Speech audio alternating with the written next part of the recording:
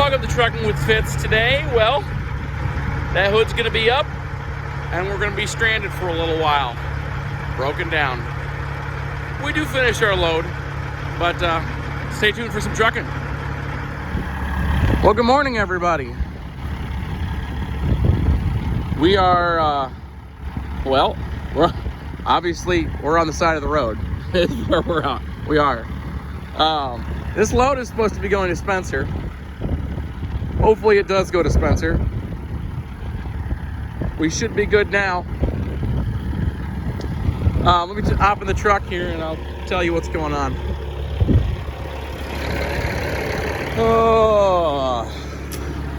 So, y'all already know I did an ejector over the weekend. And I had a bunch of guys saying, oh, you should have done the overhead. Should have done the overhead. Yes, that you're right. I should do the overhead. So, I did the overhead. And then, did that yesterday. And finished it up in the dark. That was stupid. But anyway, that's neither here nor there. I am probably, 25 minutes from my house, probably. 25, 30 minutes from my house. And a couple miles back from where I am right now, I started hearing a ticking sound. And, a ticking sound is not a good thing, if anybody wonders.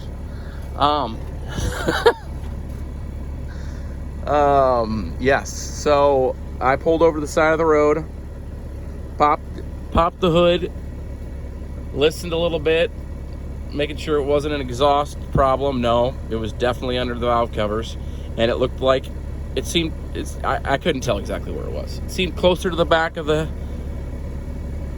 head, but so I got to this side road. We're on a gravel road. Drove about, half a mile after I pulled over, got to a safer spot. Don't like being parked on the 2-lane road. So we're in a safe spot now. Anyway, popped the hood. And I know I'm going to have to take off these valve covers. So obviously you can see my intake sitting right there on the radiator. Took all that back off. I assumed it was going to be underneath the, 5 or 6. Probably 5, because that's where I replaced the injector. I thought it would just be, something with the injector. I did wrong. But got under there, primitively measured my injector height, and it was right where it was supposed to be.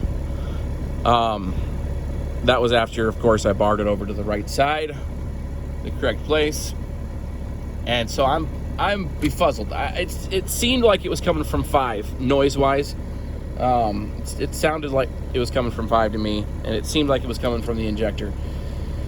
I couldn't find anything, so I'm like, oh great. So I just started pulling off the other valve covers, and I pulled them all off, started back up, came back to listen to it, and immediately I noticed what was wrong. And what was wrong was cylinder number 4, exhaust valve. The adjustment screw was completely loose and backed off. So that was my problem. There's no more ticking. It's doing much better now. But yeah, it had me really nervous there for a minute. We'll see how we do on the way up to Spencer. Y'all along for the ride, so yeah. Had some pretty boring videos lately. This is a little bit less than boring, at least for me. This isn't boring at all. I was pretty frustrated after spending a lot of time over the weekend on this thing. So I'm warming it up right now, and then I'm going to shut it back down. I got one other thing I need to do under the valve covers. I backed off the Jake on cylinder number 5. So I need to shut it off, get it on the right stroke, or get it on the right top dead center. Oh, and correct that. And then we'll be on the way. But yes, it's been a morning. I'm gonna get out and take a picture, and then I'm gonna shut her off and get that done, and then we're gonna get up to Spencer, hopefully. Good news, guys. We're rolling again. Truck's running good.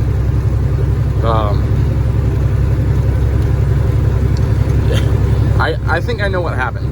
I think I know why I made that error. I did the overhead adjustment in 2 stints. I did it in the afternoon, and then I did it in the evening. And I did the injector number 1 side first. Cylinder number 1 first, side first. So that's exhaust, intake and exhaust on 1.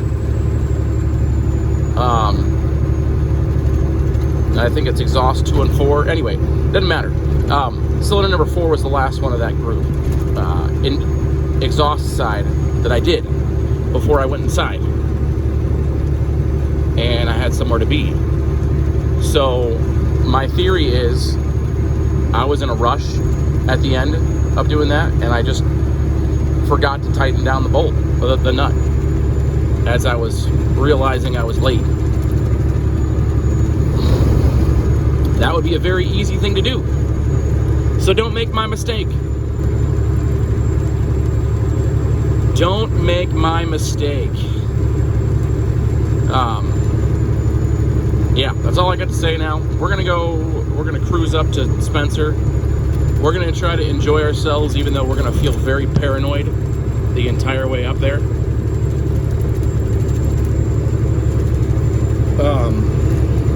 But we're gonna try to enjoy ourselves. We're gonna get some Jersey Mikes when we get up there, and that's gonna make me feel a lot better. And we're gonna call this load the only one we do today, and after we're done with it, go home, hit the reset button, and we'll hit it hard again tomorrow. But that's the plan, guys. This has been fun. I think I pulled over on the side of the road at probably 6:30 this morning. It's now 9 o'clock. So we're obviously pretty far behind, but we're just gonna make the best of it. We survived all the way up to Spencer. We'll get some road footage on the way back, but needed to just chill on the way up here. Oh, everything's doing pretty well. Got the same shake I did before I did any work over the weekend, so that's not exciting, but you know, didn't drop any valves or anything. So after our stop this morning, that's the most that, you know, it's what we needed.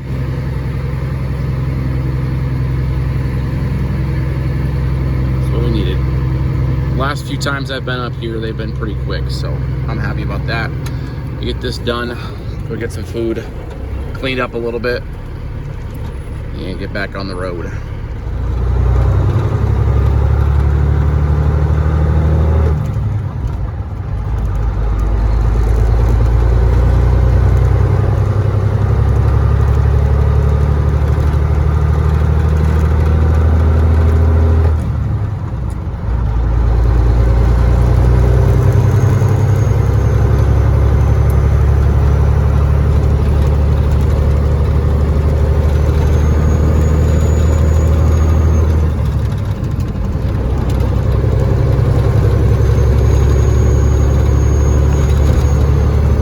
Probably noticed we're out of there. They're pretty quick. Pretty pleased with that.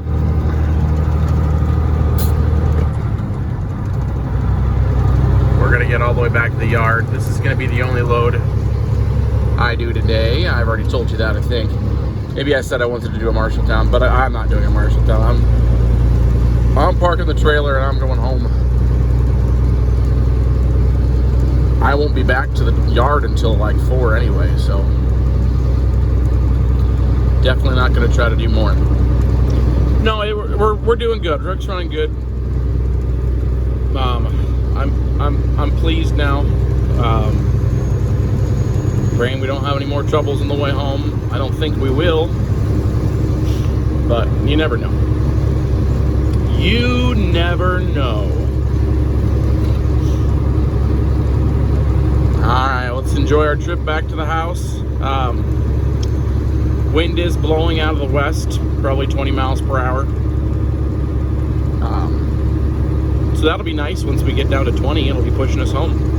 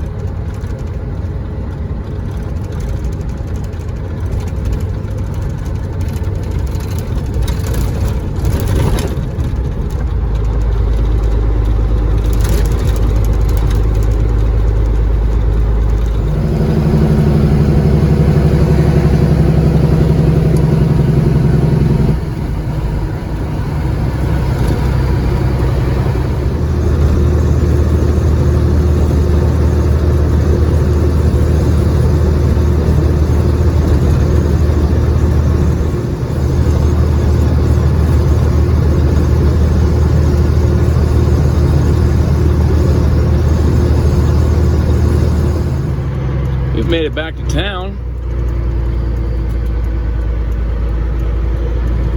Truck still seems to be doing good. We're gonna fill up before we drop off our trailer, so we're ready to go for the morning. Don't have to waste time tomorrow morning. I haven't been filling up here that lately. I filled up here on Saturday, but usually I find other places are cheaper. I didn't even look at the price right now.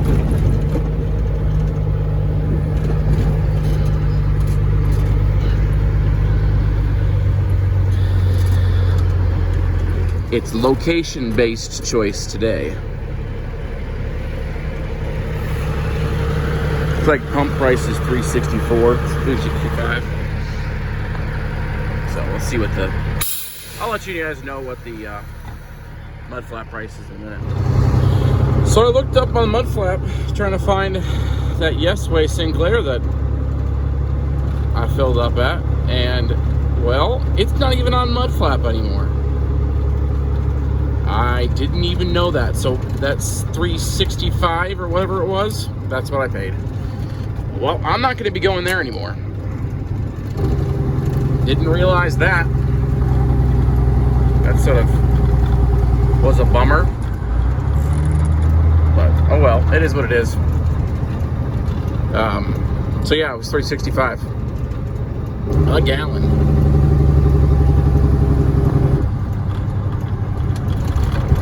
As you can see, we're back to the yard. We're gonna be dropping our trailer and headed home. Unless they have a trailer ready for me for tomorrow, which will be nice. We got our trailer dropped. I'm gonna record these trailers that are loaded. 12463, 11870. Just in case he gives me one of those trailers, I might come back and get it. It's what, 4:30? 4:35 right now, and I'm gonna pull up to the office here and go ahead and see if, well, I'm gonna take in some paperwork and see if he has got something for me for tomorrow already. That would be nice. Without making this video too much longer, we'll go take a walk around our trailer here. This is Cedar Rapids for tomorrow. straps are good. Wow. I'm not gonna do anything on this trailer tonight anyway. We could probably tighten some more, but I'm gonna go take it home. We'll mess with that later.